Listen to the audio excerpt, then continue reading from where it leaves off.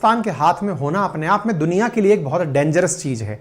ये तब कहा गया अमेरिका पाकिस्तान का एक तरह से हमदर्द होता था। उस समय भी उसका ये मानना था कि पाकिस्तान के हाथ में न्यूक्लियर बॉम्ब अच्छी बात तो नहीं है, और ये बात तब ज्यादा प्रूव हो जाती है जब मीडिया में ये खबर आती है कि पाकिस्तान में जहां न्यूक्लियर बॉम्ब रखे हैं वहां पर मिसाइल फटी है।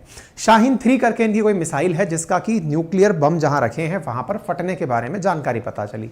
खबर बनती है कि साहब आपको कैसे पता कि इनके न्यूक्लियर बॉम्ब कहां रखे हैं?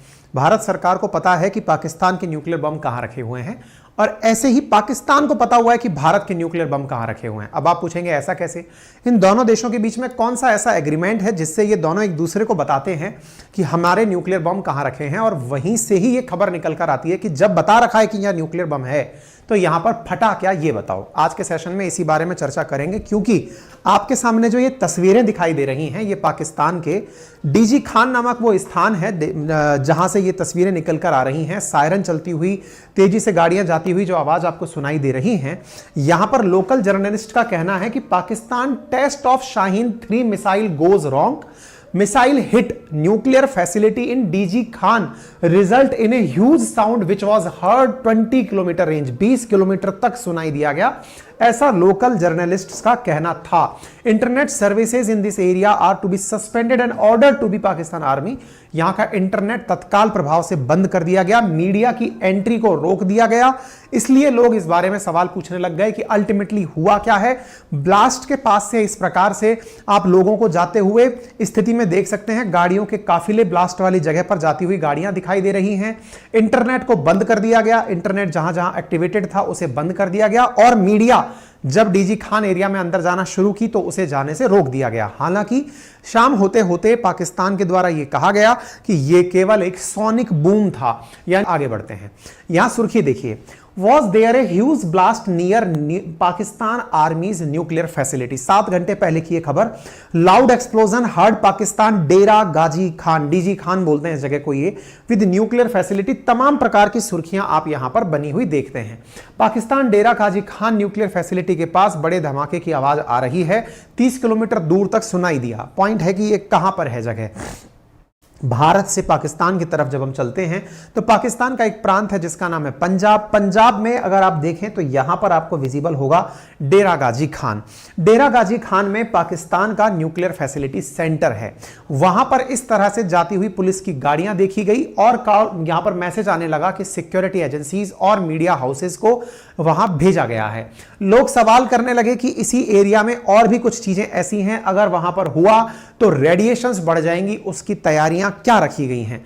एम्बुलेंसेस वगैरह सब इस क्षेत्र के अंदर जब जाती हुई देखी गई तो लोगों ने रिलेट किया कि इनकी जो शाहीन 3 मिसाइल जो है वही डेरा खान में जाकर के गिर गई है। लोगों ने इसका मजाक भी बनाया कि ये पूरी तरह से चाइना मेड मिसाइल्स हैं जो जाकर गिर रही हैं। इनके लोकल मीडिया में भी ये न्यूज आने लगी, और लोकल मीडिया में न्यूज आने लगी कि संभवतया कुछ ऐसा हुआ होगा, हम उससे इनकार नहीं कर सकते। ये देखिए कि ये एक बड़ी खौफनाक किस्म की आवाज जो कि शहर और उसके मज़ाफ़ाती एरिया में 1 किलोमीटर दूर तक सुनाई दी गई है, और दरो दीवार जो है इमारतों पे लरज़ उठे हैं। ताहम अभी तक इस बात की तस्दीक की जा सकी है कि ये धमाका किस नौयत का है और किस मकाम पे हुआ। धमाका हुआ, इसकी न्यूज आ गई, मीडिया के अंदर ये न्यूज चलने लग गई। लेकिन शाम होते होते फिर इन्होंने अपनी तरफ से सफाई देना शुरू किया कि धमाका नहीं था, बल्कि यहां पर एक सोनिक बूम हुआ था। इसको लेकर के ये डीजी खान है, कमिश्नर है वहां के, तो डीजी खान के कमिश्नर है, इन्होंने आकर के फिर फाइनली ये कहा कि नहीं नहीं सब ठीक है, केवल एक सोनिक बूम हुआ था। अब ये सोनिक बूम क्या होता है? कहा जाता है कि अगर कोई फाइटर जेट अगर आवाज की गति से तेज उड़े, आवाज की गति को मैक में नापा जाता है, अगर उससे ऊपर उड़ता है तो वह एक विशेष प्रकार की आवाज पैदा करता है जिसे सोनिक बूम कहा जाता है। तो क्या इनके यहां पर पहली बार ऐसा कोई फाइटर जेट उड़ा था क्या इनके पास फाइटर जेट की स्पीड अभी तक इतनी है नहीं क्या? ये सारे सवाल पैरेलली बने रहेंगे। क्या इस जगह के लोगों को इसका आइडिया नहीं था क्या कि इस प्रकार की सोनिक बूम हो सकती है? और देखिए सोनिक बूम होता है, कई बार बेंगलोर में भी ऐसी चीजें देखने को मिलती हैं, सुनने को मिलती हैं, जहां जहां पर एयरफोर्स बेसिस हैं वहां पर सुनने को मिलता है। लेकिन इन्होंने जिस तरह से इस बात को एंड में शाम को जाके सोनिक बूम बताया, जब सब शांति हो गई, लोगों के प्रश्न इनसे जुड़ते हुए बने रह गए। यानी कि एक मैक से ऊपर की गति पर जब कोई फाइटर जेट निकलता है तो उससे एक आवाज क्रिएट होती है, जो इन्होंने कहा। लोगों का लेकिन कहना है कि पाकिस्तान वाले अपने विस्फोट को छुपा रहे हैं। अब विस्फोट को क्यों छुपा रहे हैं? लोगों का मानना है कि पाकिस्तान नॉर्थ कोरिया की तर्ज पर ही अपने परमाणु बमों को ज्यादा मात्रा में बनाए जा रहा है। परमाणु बम बनाने के पीछे की उसकी लालसा यह है कि उसके ऊपर कहीं दूसरा देश हमला ना कर दे। ऐसी स्थिति में पाकिस्तान बम बनाते हुए भारत से भी आगे निकल चुका है। यह तो स्टैटिका का भी आंकड़ा है कि भारत से ज्यादा परमाणु बम पाकिस्तान के पास है, और ऐसी ही खबर न्यूक्लियर रिपोर्ट के अंदर, न्यूक्लियर नोटबुक में निकल कर आती है कि 2025 तक पाकिस्तान के पास 200 न्यूक्लियर बम होंगे। ये सब तब स्थितियां हैं जब पाकिस्तान की आर्थिक स्थिति को लेकर सवाल उठते आए हैं। लेकिन बड़ा सवाल यह भी है कि जब आर्थिक स्थिति खराब है तो बम कहां से बना रहा है? नॉर्थ कोरिया की तरह। जैसे नॉर्थ कोरिया की स्थिति खराब थी लेकिन किसी ने आज तक उस पर हमला नहीं किया, अमेरिका भी उस पर हमला नहीं किया, बल्कि अमेरिका ने ना जाने कितने देशों पर हमले किए हैं। उसका बड़ा कारण था कि नॉर्थ कोरिया के पास न्यूक्लियर बम है। आज पाकिस्तान इस बात को मानता है कि पाकिस्तान पर अब तक अगर भारत का हमला नहीं हुआ तो इसके पीछे बड़ा कारण उनके पास न्यूक्लियर बम है।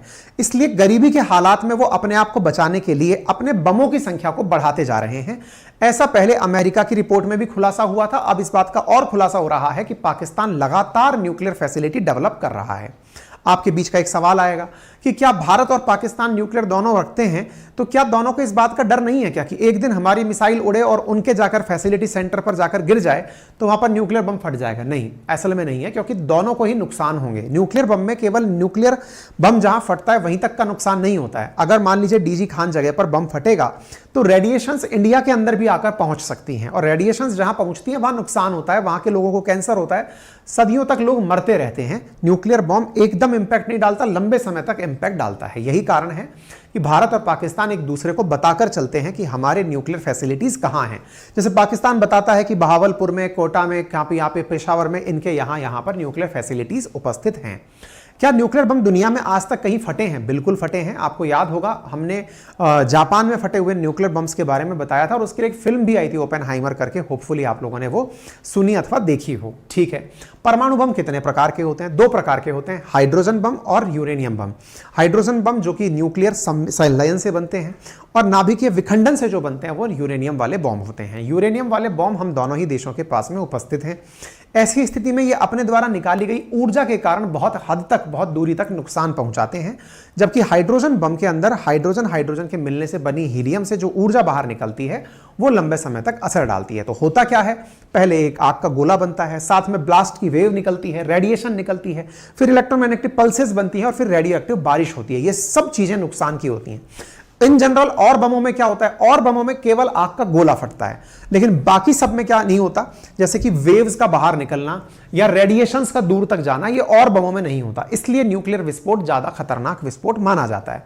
इसके लिए हमने एक वीडियो भी किया था 2 महीने पहले अंकित इंस्पायर इंडिया पर, ओपेनहाइमर के ऊपर। अगर समय मिले तो आप जाकर उसे देखिएगा। ठीक है, चलिए आगे बढ़ते हैं। इसके साथ साथ अब सवाल बनता है कि अमेरिका का जो मानना है इन्हें लेकर कि ये सबसे गैर जिम्मेदाराना है, या फिर ये कहिए कि मोस्ट डेंजरस नेशन है जिसके पास न्यूक्लियर बम है, वो पाकिस्तान है। आपको मालूम होना चाहिए, पाकिस्तान ने जब गरीबी के हालात पहले देखे थे तो इनके यहां का जो AQ खान था, जो यहां का न्यूक्लियर बम निर्माता था, उसने अपने सीक्रेट्स नॉर्थ कोरिया को बेचे थे। न्यूज ये निकल कर आती है कि पाकिस्तान का साइंटिस्ट जो AQ खान है, जो 85 साल की उम्र में मरा, उसी के द्वारा सीक्रेट बेचे गए थे नॉर्थ कोरिया को, जिससे नॉर्थ कोरिया बम बनाने में सक्सेसफुल हुआ। अब यह कहा जा रहा है कि पाकिस्तान अपनी दरिद्रता को मिटाने के लिए सऊदी अरब को न्यूक्लियर बम बनाने का सीक्रेट बेच सकता है, ऐसा भी मार्केट की खबरों के अंदर चल रहा है। हालांकि भारत और पाकिस्तान के अंदर जहां तक बात है संख्या की, पाकिस्तान हमसे संख्या ज्यादा बम की बना लिया है, लेकिन भारत पूरी तरह से संख्या के साथ नहीं बल्कि स्ट्रेंथ के साथ तैयार है। इनको किसी भी स्थिति में कहीं पर भी ढेर करने के लिए भारत तैयार है। इसका एक नमूना आप देख सकते हैं, जब हमारी एक मिसाइल जाकर के इनके क्षेत्र में गिर गई थी तो इनकी हालत खराब हो गई थी और ये उस चीज को नहीं रोक पाए थे। ठीक है, कुल मिलाकर भारत का स्टैंड साफ है कि हम अपनी तरफ से पहली बार में बम दागेंगे नहीं और दूसरी बार में किसी को छोड़ेंगे नहीं। ये भारत का नो फर्स्ट यूज पॉलिसी है न्यूक्लियर बम को लेकर के। फिलहाल के लिए इतना ही। थोड़ी देर में हम लोग इजराइल पर अपडेट देंगे आप लोगों को, क्योंकि इजराइल के अंदर स्थितियां थोड़ी बिगड़ रही हैं। हम इवनिंग के सेशन में आप लोगों को अपडेट देते हैं। तब तक के लिए अपडेट रहिए और चैनल से जुड़े रहिए। फिलहाल के लिए इतना ही। अपना ख्याल रखें। Thank you so much.